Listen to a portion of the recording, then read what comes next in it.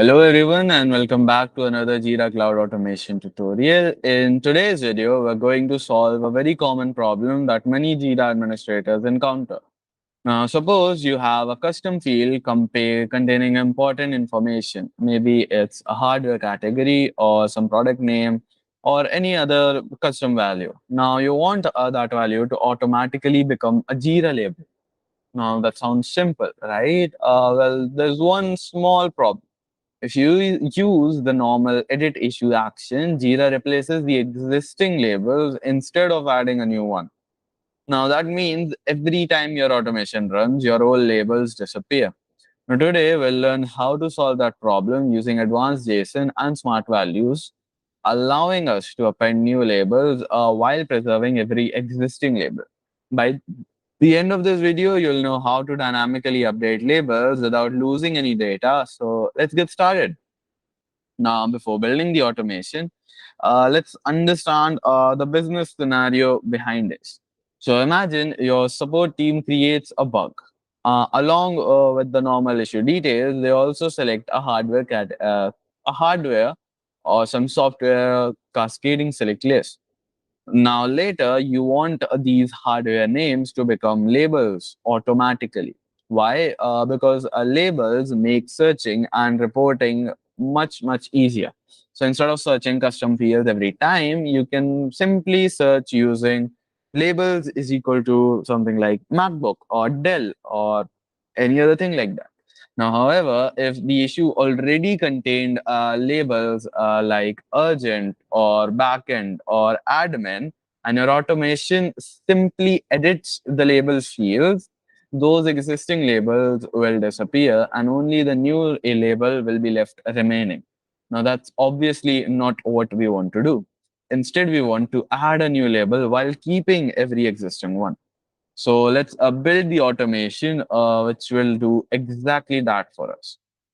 Now, for today's example, as always, we're going to use the transitioned trigger.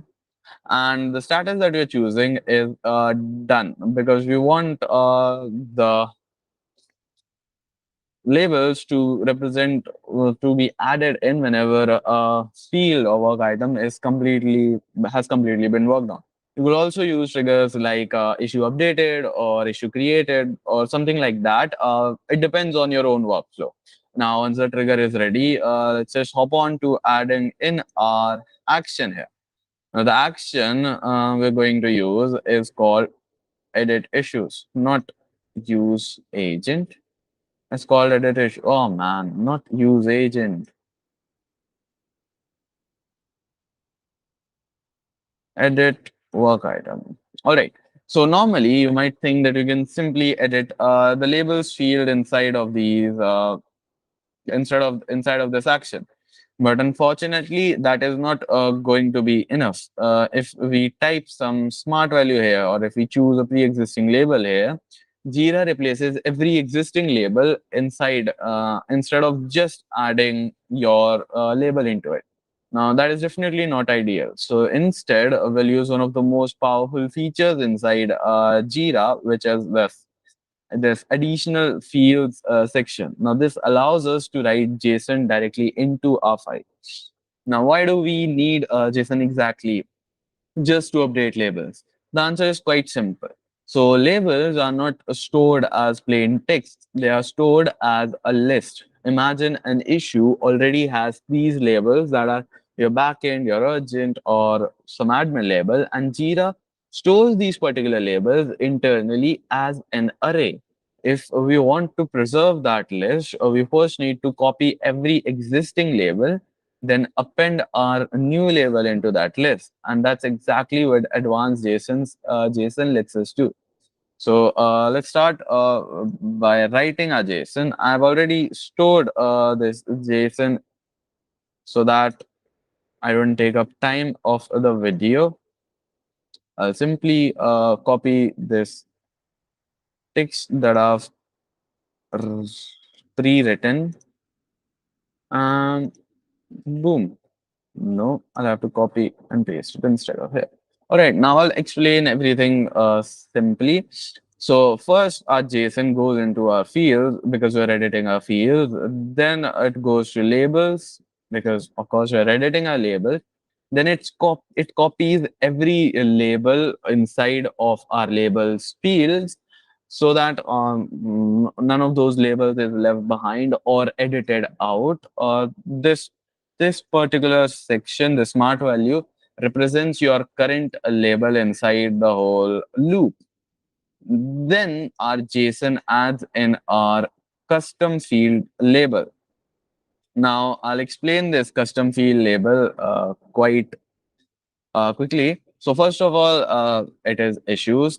Then the custom field ID of our custom field. So I'll just duplicate my file and show you where we can find these custom fields ID.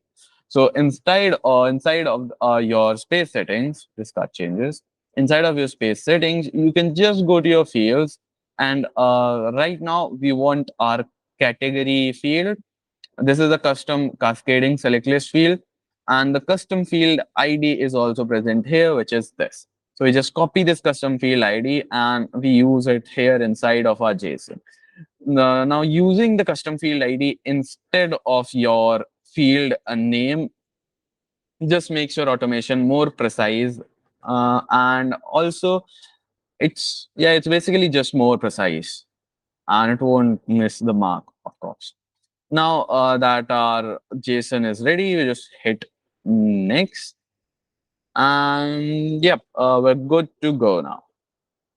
Now will be let's just test this automation. We'll save it. We'll name it create.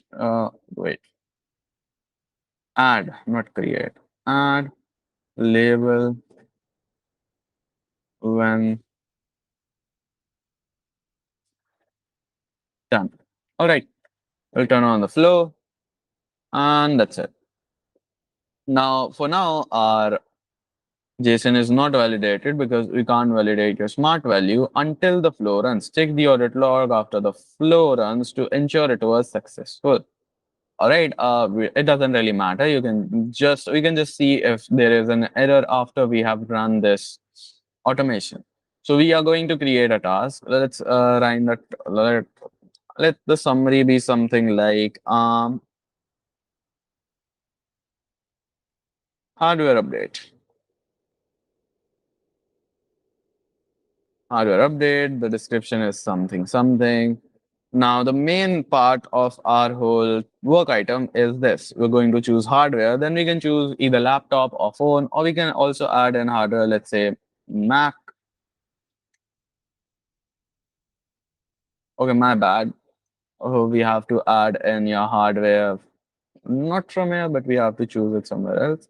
So yeah, we'll do that later. We don't need to do that anyways. So let's just choose laptop, and yep, we're good to go. Now to trigger our automation, here. Let me just open my backlog hardware update. All right. So to trigger our automation, the condition is to transition the work item to the done status. We just simply transition it to done, and we refresh our page. Now, inside of our labels, you can definitely see that a laptop label has been added here. Now, to recheck it once again, if let's say there were multiple labels inside here, instead of no labels, will the laptop label still be added? We'll just remove this label from here. We'll go back. We'll transition it to do, and we'll add some new labels like admin, front end, urgent. Yep, that's it. And we'll again transition it to done. I don't know if this automation will work again, but let's see. Let's quickly see. Refresh the page.